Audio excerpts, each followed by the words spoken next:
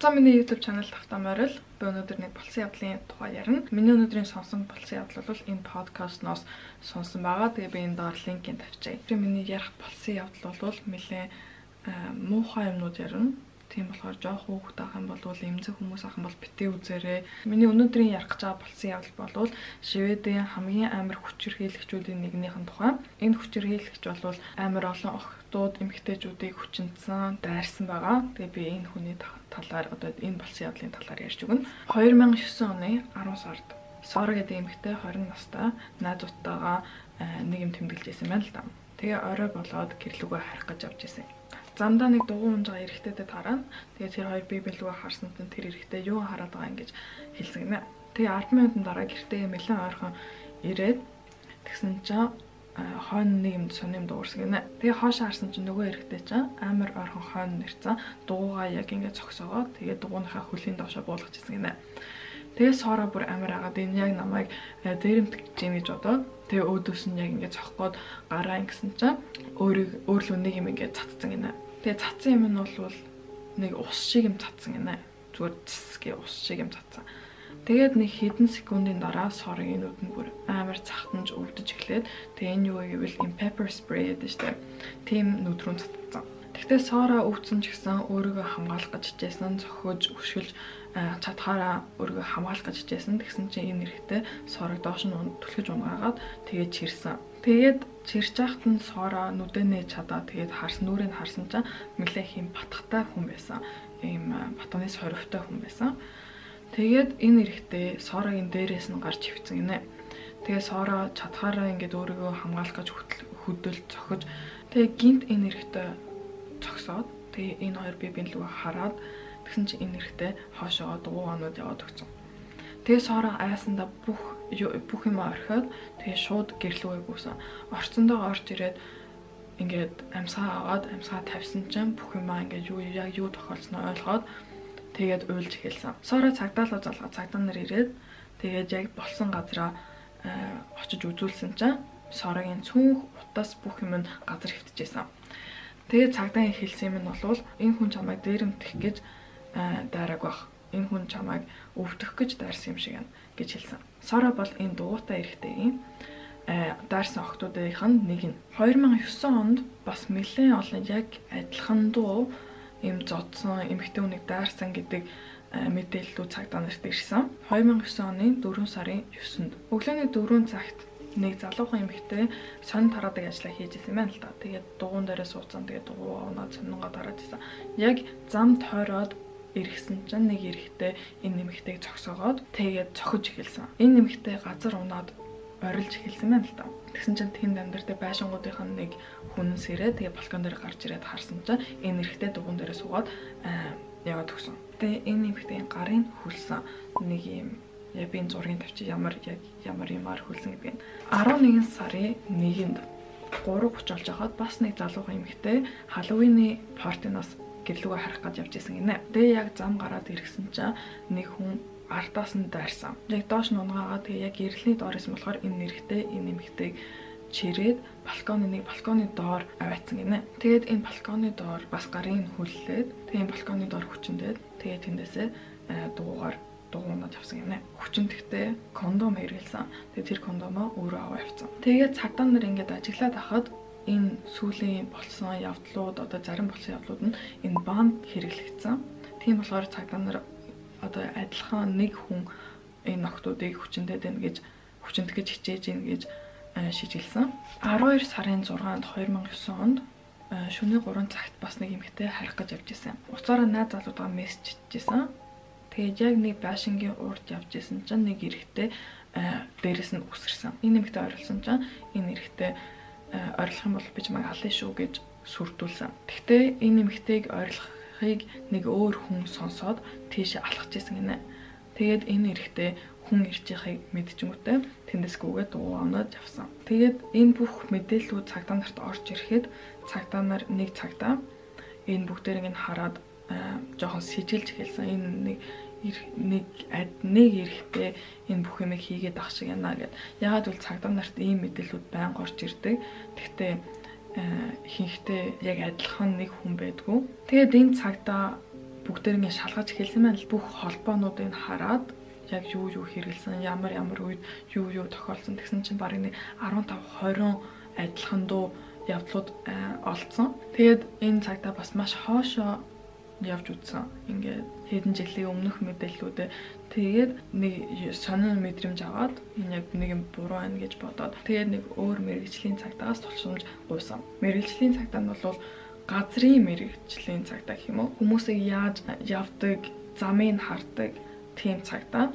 Одоо жишээ нь эндээс тийшээ явсан байна. Одоо дараачих нь алхам юу байх уу гэдгийг ингэж хардаг тийм цагтаа. Тэгээ энэ цагтаа бол энэ хүчирхийлэгчийн хаанаас эхэлж явж ийн гэдгийг байрыг нь олох гээд тэгээд энэ охтуудаас нь асуугаад ямар замаас ирсэн, аль тийшээ харж ийсэн, тэгээд аль тийшээ явсан гэдгийг нь хараад бүгдийг нийлүүлээд тэгээ газрын зураг дээр бүгдийг тодорхой зурсан. Тэгээд нэг бас өөр цагтаа энд холбогдоод яагаад гэвэл энэ хүний бас ямар хүн байна гэдгийг олж мэдгээд одоо чинь чимээгүй хүн байна уу, эсвэл олон найзуудтай хүн байна уу, хүүхдтэй хүн байна уу, эсвэл амар ууртай хүн байна уу, ичимхий хүн байна уу гэдгийг олж мэдэх гэж бас энэ цагт орж ирсэн. Тэгээ энэ хоёр цагтаа би бидтэй ажиллаад 2010 онд яг ямар замаар явдаг, тэгээ ямар ч хүн байна, доторх хүний нь одоо ярьж байгаа шүү дээ. Ямар ч хүн байна гэдгийг тодорхойлсон. Тэгээ энэ хариунд болвол жоохон аимшиг байсан. Яагаад гэвэл энэ хоёр бүх юмудаа нийлүүлээд харсан чинь энэ хүчирхийлэгч болвол зогсохооргүй хүчирхийлэгч байсан. Эмэгтэйчүүд дайрах болгондоо илүү их амар үйлдэлүүд хийж эхэлсэн. Тийм болохоор энэ цагдаа нар сүүлдээ хүн алчиж магадгүй гэж айсан. Тэгээд ямар ч зэн энэ хүн болвол нэлээд залуу хүн, эрэгтэй хүн. Тэгээд дандаа хар хут өмсдөг. Тэгээд цагдаа нар энэ яг Оребру гэдэг хотын энэ болж байгаа хэсгийн нэрнүүдийг харсан юм л да. Энэ амар олон мянган хүмүүс амьдарч байгаа шүү дээ. Бүх эрэгтэй хүмүүсийн одоо 80 оноос 92 онд төрсэн эрэгтэй хүмүүсийн нэрнүүдийг гаргаж ирсэн. Тэгээ энэ бараг 2400 хүний эрэгтэй хүний нэр гарч ирсэн. 2010 оны 3 сарын 28-нд Луиса гэдэг нэг охин эгч дүүстэйгээ баарнд сууж исэн байна л да. Тэгээ бүх юм хаагаад гэрлүүгээ харихаар болсон. Замд нь нэг гүүр гэдэг юм байна л да, гэрлүүгээ харих. Тэгээд яг нэг жоохон урд нь бензиний колонк ч юм уу тийм байдаг, жоохон асаалттай юм байсан. Тэгээ яг гүүрний цаа талд нэг эрэгтэй хүн зогсож байсан хар хувцтай. Тэгээ ойртоод эхэлсэн чинь нүүр нь ингээд таглагдсан, ингээд харагдаагүй. Тэгтээ хутгатай байсан. Тэгээ энэ эрэгтэй Луисаг чи одоо надтай цуг яв гэж хэлсэн. Луиса шоконд ороод тэгсэн чинь энэ эрэгтэй шууд чирээд өргөөд нэлээд буу юм болж иж доош нь ингээд гүүрний доор орсон. Доошо орчингуудаа ийм шороо байсан мэл юм өндөр шороо шиг юм бол одоо ингээд шороонууд нийлүүлсэн. Тэрний ард нь ороод Луисагийн гарыг хүлсэн. Тэгээ Луиса чадхаараа цохгож өшгөлөх гэж хичээсэн. Тэгтээ амар хэцүү байсан гэсэн. Тэгээд энэ эрэгтэй Луисаг хүчинцсэн. Гар нь ядж хагаад энэ бандаар уягдсан болохоор амар өвдөжсэн. Тэгээ сүүлдээ Луиса зодтолтооч болоо шууд зүгээр ингээд юуч бодхоо болоод хөвтцэн гэсэн. Тэгээд Луисаг ийшин тийш нь өнгөрүүлээ. Тэгээ мэлээх юм болоод тэгээд нэг удаа ингээд хурууга амруу нээсэн чинь Луисад хурууг хатсан юм л да. Тэгсэн чинь амар уурлаад Луисаг нүүрлүүн тэгээд толголуун амар их цодож эхэлсэн. Амар их чанга цогсон болохоор Луиса энэ нэг шүдэн унтсан. Тэгээ Луиса амар гоёор хэлсэн байна л да. Гуужийн би нэг хүүтэй намайг явуулчих төхөө битээ ингээд тэнийг юм хийгээрээ гуужийн гэд амар гоёор хэлсэн чинь энэ эрэгтэй надад ямар ч хамаагүй гэж хариулсан гинэ. Тэгээ Луиса ерөөсөө зодтолтооч болоо зүгээр л хөвтөө тэгээ өөр юм бодох гэж хичээсэн. Тэгээ бодсон юм нь бол дуусчаад намайг яах болоо, намайг алах болоо гэж бодож исэн. Тэгээ бүх юм дуусны дараа энэ эрэгтэй зүгээр л яваад өгсөн. Юу ч болоогүй юм шиг. Тэгээ Луиса амар айгаад босч чадаагүй энэ эрэгтэй буцаад ирүүл яана, ойрхон зогсож ивэл яана, би одоо босоод зүхтаач мал намайг алчуул яана гэ нэлээд удаа даарч тэгээ энэ бас амар хүүтэн байсан болохоор даарч хөвцөн. Тэгээ сүүлдээ Луиса босож зогссон. Тэгээ энэ эрэгтэй Луисаг 1 цаг 30 минут одоо атак хэлснийхаа хойш 1 цаг 30 минут болсон. Тийм болохоор Луиса амар даарсан байсан. Тэгээ хурдны зам руу гүүх гэж бас хичээсэн. Тэгтээ хурдны зам дээр нэг машин байхгүй болохоор яг яахаа мэдгүй тэгтээ ямарсан зам дээр гарах гэж хичээсэн. Тэгээ тийшээ гүйжсэн чинь нэг хоёр өөр эрэгтэй тэнд явж байхгүй юу. Тэгээ эхэлж ингээд хальт харсан чинь нэг уучиг юм харагдаад байсан гэсэн. Сайн харсан чинь Луиса тэндээсэн.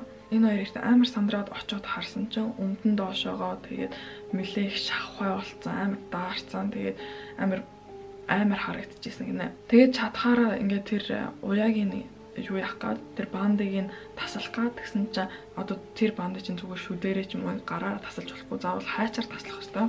Тэгээд тэр хоёр тааж авахгүй. Тэгээд ямар ч ясан өмдийн дээшээ татах гэж хичээсэн. Тэгээд чадхаараа татаад тусалж өгсөн. Тэгээ энэ хоёрын хэлж байгаа бол Луисагийн нүдэн дотор нь ингээд амар их айцсан. Амар айцсан байсан. Тэгээ нэг эрэхтэй нь амар сандарч ирсэн болохоор за би гэлсгүйгээ колонк ороод хайч аваад ирээ. Тэгээд гүцэн. Тэгээ босож ирээд бандыг нь хайчлах гэсэн чинь нэлээ удсан. Яагаад гэвэл Луисагийн гар нь хавтцсан байсан. Өвцөөр агаад хавтцсан байсан. Тийм болохоор энэ банд бүр ингээд барыг арьсан дотгошоо орсон амар хайчлахад хэцүү байсан. Гэхдээ сүүлдээ хайчлаа тэгээ энэ хоёр эрэхтэй хувцын одоо өмсөжсэн санц хамцаа өгөөд тэгээд цагдаа дуудаа цагдаа нар ирээд тэгээ энэ Луиса энэ хоёр эрэхтэйд амар их баярлаа гэж хэлсэн гэсэн. Одоо юм ингээл жоохон байж ал баярлаа намайг аварсанд баярлаа гэж хэлсэн. Тэгээд цагдаа нар энэ газрын шалгасан чинь энэ хүчирхийлэгч нь юмаа мартсан байсан. Цагдаа нар энэ кондом нь олоод тэгээ бас нэг уруулын тос олсон. Энэ эрэхтэй өмнө. Тэгээ тэндээс нь энэ эрэхтэй Дианог нь олсон. Тэгээ энэ Диано нь бас Луисагийн өмдөн дээр нь бас байсан баг. Тэгээ энэ Диано нь одоо системдээ бичигдэхээр одоо яг хэний хийсэн хэрэгнийг гарч ирэхгүй шүү дээ. Тэр хүнээ Диано цаг нар байхгүй болвол тэгтээ нэг өөр гарч ирч чадхаар юм нь бол өмнө болж исэн явдлууд одоо Дианотой холбоотой явдлууд нь энэ хоёр Диано таарах юм бол цагдаа дээр ингээд гараад ирдэг. Одоо тэр хэдэн жилийн өмнө ийм болж исэн. Тэгээ энэ Дианотой таарч ийн гэдэг. Тэгсэн чинь яг тийм болсон. 2005 оны явдал энэ Дианотой таарсан. Тэгээ тэр юу байсан бэ гэвэл бас нэг шүн нэг эмэгтэй гадаа суугаад тамхи татчихсан байна л да. Тэгсэн чинь нэг эрэхтэй ирээд би нэг тамхи өгчөөч гэж асуусан. Тэгсэн чинь энэ эмэгтэй өгсөн чинь 2-3 удаа тэр тамхийг татаад тэгчингүүтээ энэ эмэгтэй илүү даарсан. Тэгтээ энэ нэмэгтэй хүчнтэйгүү тэгтээ хүчнт гэж хичээсэн. Тэгээ тэр тамхин дээр энэ Дианон таарсан энэ хоёр явдлын. Тэгтээ энэ ямар ч 2005 онд байсан 4-5 жилийн өмнө. Тийм болохоор цагдаа нар жоохон айж эхэлсэн. Энэ 2005 оноос 2010 он хүртэл юм хийсэн байж таарч ийн гэдэг. Тэгтээ ямар ч ясан энэ Луисагийн явдлын дараа нэлээд олон эмэгтэйчүүд айж эхэлсэн. Гарахаас айгаад эмэгтэйчүүдийн такси гэж юм гарч ирсэн зөвхөн эмэгтэйчүүд явж болохоор таксинууд тэгээ эмэгтэй жолоочтой таксинууд тэгээ цагдаа нар Дианогоо олцсон юм ачаа эрэгтэй хүмүүсүүдийг Диано тест хийлгэнэ гэж шийдвэр гаргасан. Тэгээ энэ чинь 2400 эрэгтэй хүн бааш тэгээ яг тэр насны заавал хийх ёстой гэж бодоод хийж эхэлж исэн. Тэгээ энэ бандыг харсан чинь бас нэлээ сонин банд байсан. Энэ одоо хэрэгжилж байгаа банд нь ямар банд вэ гэвэл эмнэлэгт хэрэглэдэг банд байсан. Тэгээ энийг одоо энгийн хүн авахд амар хэцүү. Эмнэлэгт ажилладаг бүх энэ насны эрэгтэй хүмүүсийг Диано тайсан авсан. Гэхдээ ямар ч юу олдоогүй таарсан юм. Яагаад гэвэл энэ хүчирхийлэгч нь амар адтай байж таараад. Энэ хүчирхийлэгч яагаад гэвэл эмнэлэгт ажилладаг байсан байна л да. Гэхдээ одоо цалингаа өөр газраас авдаг, одоо өөр хотоос авдаг болохоор энэ цагдаа нарын авсан листэн дээр нэр нь бичигдээгүй байсан. Тийм болохоор энэ нэрхтээ тестэнд ороогүй. Тэгээд цагдаа нар кондомыг харсан, үлдээсэн кондомыг харсан чинь бас нэг кондом юм сонин кондом байсан. Тэгээд энэ кондом бол нэг хитгэн юм сонин дэлгүүрт зарагддаг. Тэгээд нэг дэлгүүрийг харсан чинь одоо авч болох магадaltaй дэлгүүрийг харсан чинь нэг ямар жижигхэн дэлгүүр байсан. Хин тэндээ сүүл үед орж худалдаж авсныг камераар хараад тэгээд тэр эрэгтэй хүмүүсийг Диано тест хийсэн чинь бас таараагүй. Тэгээд энэ бүх юм болж байгаа хооронд бас хэдэн зуун эрэгтэйчүүд тестэнд орсон. 7 хоног болгон цагдаа нар захианууд эрэгтэй хүмүүс рүү явуулаад ирж тестэнд ор гэж. Гэхдээ 2400 эрэгтэй хүнийг үзэх юм байж бас нэлээд удаан цаг хэрэгтэй, цаг хугацаа. Тэгээд Луисад болсон тохиолдлын дараа нэлээд тайван болсон. Гэхдээ хэдэн сарын дараа 2010 оны 10 сарын 10-нд өглөө нэг эмэгтэй залгаад манай энэ доор гадаа хүн орилоод байна гэж залгасан цагдаа. Тэгээд энэ орилсон эмэгтэй охин нь бол дүлийн охин байсан. Гэрлүүгээ харж авч исэн.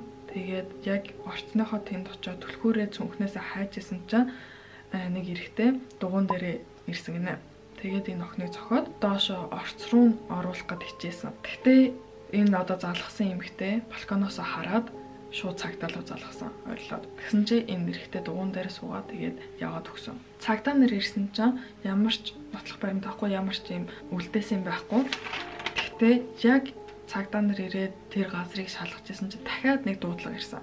Тэгээд тэр нь юу вэ гэвэл нэг 64 настай эмэгтэй хүчндүүлсэн. Тэр газраасаа нэлийн ойрхон. За тэгээд юу болсон бэ гэвэл энэ хүчрхийлэгч эрэгтэй эхний эмэгтэйгээ эхний дүлийн эмэгтэйг хүчинд гэж оролцсон. Тэгсэн чинь хүн гараад ирсэн. Тийм болохоор дуугаа унаад явж исэн чинь нэг өөр эмэгтэйтэй таарсан. Тэгээ тэр одоо энэ 64 настай эмэгтэй ч гэсэн дугуун дээрээ суудсан явж исэн. Гэтэ энэ хүчрхийлэгч эрэгтэй харахж агаад болоод энэ эмэгтэйг дагаж эхэлсэн. Дагж агаад доош нь унгаагаад тэгээд хүчинцсэн. Тэгээ яг хүчинжсэн чинь сонь тараад нэг өөр эрэгтэй дугуун дээрээ суугаад ирж исэн яг тэр зам дээр нь. Тэгсэн чинь энэ эрэгтэй харчингуудаа тэндээс яваад өгсөн. Цагдаа нар энийг сонсчингуудаа тэр хоёр газрыг хоёулын шалгаад тэгээд ямар ч юм үлдээсэн нотлох баримт байгаагүй. Өдөржингөө энэ явдлуудтай ажиллаад тэгээ орой болж исэн чинь за одоо харьж унтцгаая. Тэгээ маргааш хүмүүс залгаж магадгүй одоо шинэ нотлох баримт олсон байж магадгүй. Тийм болохоор маргааш ажиллая гэж одоо бүгдээр яг тарах гэж явж исэн. Тэгсэн чинь яг тарах гэжсэн чинь дахиад нэг дуудлага ирсэн. Нэг эмэгтэй байран дотроо яг байр руу орж исэн чинь хойноос нэг эрэгтэй түлхэж оруулаад тэгээд бас хүчинд гिचээсэн. Тэгээд энэ эмэгтэй мэлэгт зодож сүртүүлсэн. Гэхдээ энэ эмэгтэй энэ эрэгтэй гаргаж чадсан гэрээсээ. Тэгээд цагдaalуудаа тэгээд цагдаа нар очсон чинь бас энэ эрэгтэй цухтаж амжиж чадсан. Тийм болохоор нэг өдөрт 3 явдал болсон. 3 удаа энэ одоо хүчирхийлэгч 3 эмэгтэйг дайрсан. Өмнө нь амар 50 байсан чинь гинт нэг өдөр 3 эмэгтэй дайрсан. Тийм болохоор цагдаа нар зурагтаар тэгээд мэдээллээр хүмүүсийг анхааруулсан. Та эмэгтэй хүмүүс битээ ганцаараа гараарай, орой битээ гараарай, болгоомжтой яваарай гэж. Тэгээ энэ бол эмэгтэй хүмүүс амар хэцүү байсан. Тэгээд цагдаа нарын гайхсан юм нь бол яагаад гинт буцаад хүрээд ирвэ, буцаад амар болчоо. Миний хэлснээр өмнө жоохон тайван болсон байсан. Тэгээд бас өмнө хэдэн сарын дараа нэг явдал болдог гэсэн чинь одоо нэг өдөр 3 явдал болсон. Тэгээд цагдаа нар ингээд бодоод яагаад ийм болчоо гэж бодоод нэг бодож олсон юм нь бол яг тэр 7 хоногт одоо нэг 100 эрэгтэйчүүд рүү захиа явуулсан шүү дээ. Одоо DNA тестанд ор гэж. Тэгээ энэ эрэгтэй дээр таарсан байж магадгүй. Энэ хүчирхийлэгч эрэгтэй дээр захиа ирсэн байж магадгүй. Тэгээд энэ эрэгтэй айгаад тэгээд жоохон паниктж эхлээд галзуулсан байж магадгүй гэж бодсон. Тэгээ энэ бодол нь бол зөв байсан. Цагдаа нар энэ сүүлийн 7 хоног явуулсан листээ хараад ямар хүмүүс рүү явуулсан байна. Тэгээ тэр листнээс за энэ байж магадгүй, энэ байж магадaltaй гэж хараад дараач өдөр нь нэг хүн залгаад орцон дотор нэг эрэгтэй хүн одоо баг ухаалтсан юм уу, тасраад унтсан юм уу, нэг эрэгтэй хүн энд хөвтөж байна, хар хувцтай. Тэгээ хажууд нь нэг хутга байна гэж дуудлага ирсэн цагдаа дээр. Цагдаа нар тийшээ гялс очоод харсан чинь тэр хүн алгуулсан байсан. Тэгээ цагдаа нарын бас ойлгох юм нь бол энэ хүн байж магадгүй. Яг бол бус эмэгтэй хүмүүсийн хэлсэн одоо ямар харагддаг, ямар өндөрт, ямар хүн гэдэг мэдээлэл нь энэ хүнтэй таарч байсан. Тийм болохоор энэ ортон төвчээсэн хүн байж магадгүй гэж бодсон. Тийм болохоор цагдаа нар энэ сүүлийн 7 хоногт явуулсан захианууд одоо листэн дээр ямар хүмүүс рүү явсан гэдэг листээ хараад тэгээ бас тэр дундаас энэ одоо царай ойролцоод дуу тэгээ бас одоо шивээ тэгээ бүх юм ин хараад энэ орцтой ойрхон амьдардаг бүх юм ин хараад нэг 5-6 эрэгтэй хүн дээр тулсан. Тэгээ энэ нэрнүүдийн дунд нэг нэрийн цагдаа нар доор нь ингээд зурцсан байсан. Одоо энэ хүн дээр илүү анхаарал тавиараа гэсэн марклцсан байсан. Яг гэвэл энэ хүний хамаат нь энэ нэг кондом авсан жижигэн дэлгүүрээс штэ тэр дэлгүүрийн хажууд нь амьдардаг. Тэгээ шүнжэнгөө цагдаа нар энэ хүнийг хайж эхэлсэн. Тэгээ энэ хүн болвол 23 настай Никлас гэдэг эрэгтэй хүн. Тэгээ нэлээд олон цагдаа нар энэ эрэгтэйг гарч хайсан. Тэгээ цагдаа нар 2 хуваагдаад яг үл энэ эрэгтэй 2 адресн дээр байж болохоор байсан. Нэг адрес нь бол өөрх нь гэр, тэгээ нөгөөх нь бол нэг хамгийн сүүлд харагдсан газар гэсэн адрес. 2 дугаар адрес руу очсон чинь тэр одоо байр нь хоосон байсан. Ямар ч хүн байгаагүй. Тэгээд цагдаа нар доошо харанхуй өрөөлөнд очиж үзсэн чинь тэгээд тэр харанхуй өрөөнийх нь хажууд угаалын өрөөнүүдийг тэгээд нэлээд олон тийм доор өрөөнүүд байдаг. Одоо орцны өрөөнүүд. Тэшээ үзсэн чинь бүх хаалга нь онгоолгоод ямар ч хүн байгаагүй. Тэгсэн нэг хаалга онгоохгүй байсан гинэ. Тэгээд цагдаа нар нээхэн бодлого за явах уу гэж бодоод энэ дугаас хүн байхгүй нэ гэж бодоод тэгсэн чинь цагдаагийн дарга нь жоохон юм бодож эхлээд ямар ч энэ хаалгыг үзмээр байна гэх. Тэгээд түлхүүр байхгүй энэ хаалга руу орч чадахгүй. Тэгтээ тэр цагдаа ингээд заавал онгоолох ёстой гэж бодсон юм л да. Тэгээд амар чанга доош нь ингээд хаалгын одоо ингээд дарсан чинь одоо хаалгын бариулын дарсан чинь хойно ингээд дотор талаас нь хүн дээшээ буцаагаад өргөсөн. Тийм болохоор дотор нь хүн байсан гэсэн үг. Тэгээд цагдаа нар хамаг хүчээрээ тэр хаалгыг эвдэлж онгоолгоод тэгсэн чинь дотор нь Никлас байсан. Тэгээд тэр дотор Никлас бас винотой байсан. Тийм болохоор юм хэрэгэлсэн одоо яг 100% эрүүл биш байсан. Цагдаа нар чи Никлас мөн үү гэж асуусан чинь Никлас тийм гэж хэлсэн. Тэгээ өөр юм хэлээгүй. Тэгээ Никлас баригдаа цагдаагийн газар очоод тэгээд ярилцлага өгч эхэлсэн. Тэгээ энэ үед Ореброгийн эмэгтэйчүүд амар их баярлж эхэлсэн, амар тайвширч эхэлсэн. Никлас баригдсны хэдэн 7 хоногийн дараа Никласын зураг нь тэгээ бас нэр нь сошиал медиад тараагдсан. Тэгээ эмэгтэйчүүд нь гэрч болох гээд энэ Никлас мөн үгүй юу гэдэг гэрч болох гээд тэгтээ хинч бараг Никласыг мэдээгүй. Яагаад гэвэл Никлас дайрах болгондоо нүрээ нууцсан байсан болохоор энэ охтууд яг 100% Никлас мөн үгүй гэж мэдээгүй. Тэгтээ ямар ч мөн байсан. Никлас хэдэн сар ярилцлага өгсөн.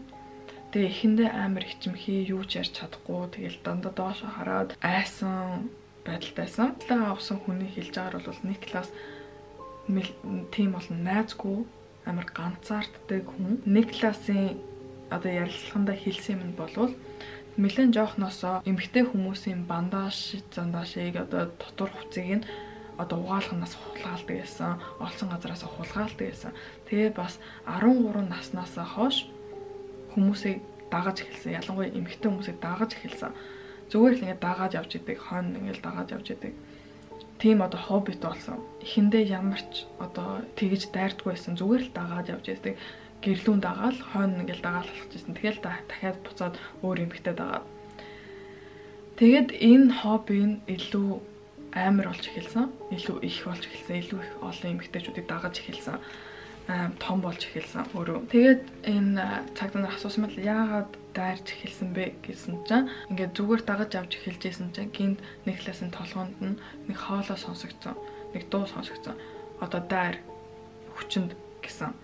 Тэгээд Никлас юу ч бодохгүйгээр хүтэнчтэй эсвэл дайрдаг гэсэн. Хизээч хамаагүй зүгээр тэр хоолойн өөрт нь сонсогдох юм бол дайрчдаг гэсэн. Тэгээд нэлээд удаан ярилцлага өгөөд ярих болгонд Никлас шин дайрсан охтуудынхаа талаар ярьж өгсөн. Тэгээд Никласын ой санамж нь нэлээд сайн. Яг юу хийсэн, хин дээр юу хийснэ нэлээд сайн санаж ирсэн. Тийм болохоор ярилцлаган дээр хэлж ярьж өгсөн. Энэ явдлуудыг яаж хийдвэ гэвэл өдөржингөө компьютер дээр ч юм уу тоглоо сууж идэг. Тэгээд яг гарахаас өмнө арх ч юм уу вино уудаг. Тэгээд амар орой шүн эсвэл өглөө эрт гарч хүмүүсийг дагдаг. Тэгээд шүүх хурал нь 2011 оны 3 сарын 7-нд болсон Ореброд бараг 15 охтуудыг даарсан гэсэн ял авсан. 3 нь ингээд жинхнээсээ амар том хүчнэсэн явдал. Тэгээд зарим нь зүгээр зодсон, тэгээд зарим нь хүчнэх гэж үзсэн.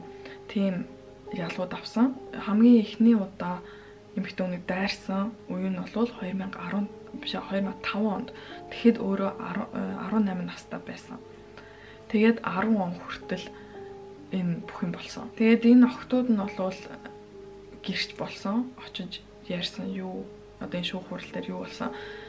Тэгэхэд Никлас энэ охтууд руу ерөөсө харж чадаагүй гэсэн. Өөргөө хийсэн юм харамсаж гин гэсэн. Тэгтээ энэ охтуудыг өрөвдөхгүй байна гэж хэлсэн. Тэгээ Никлас ялан авахаас өмнө бас ийм сэтгэл зүйн эмнэлэгтэр очиж тест хийсэн. Тэгсэн чинь тийм том сэтгэл зүйн өвчнөд биш ээ гэж гарсан. Тэгээд 6 сарын 15-нд 2011 онд 12 жилийн ял авсан Никлас. За өнөөдрийн болсон явдал ийм байлаа. Та нарт таалагдсан байгаасай. Тэгээ би чадхаараа их болсон явдал хийхийг бодно. Тэгээ би өөрөө цаг завыг харж байгаа. Тэгээд өөрөө мэдээд хаяада болсон явдал хий гэж бодсон юм. Гэхдээ энэ болсон явдал та нарт таалагдсан байгаасай. Тэгээ та нарт таалагдсан бол лайк дараарай, комент бичээрэй, subscribe дараарай. Тэгээ бас зүгээр үзэж болно. Тэгээ дараагийн мэтлэгэнд оруулцгаая. Баяр таа.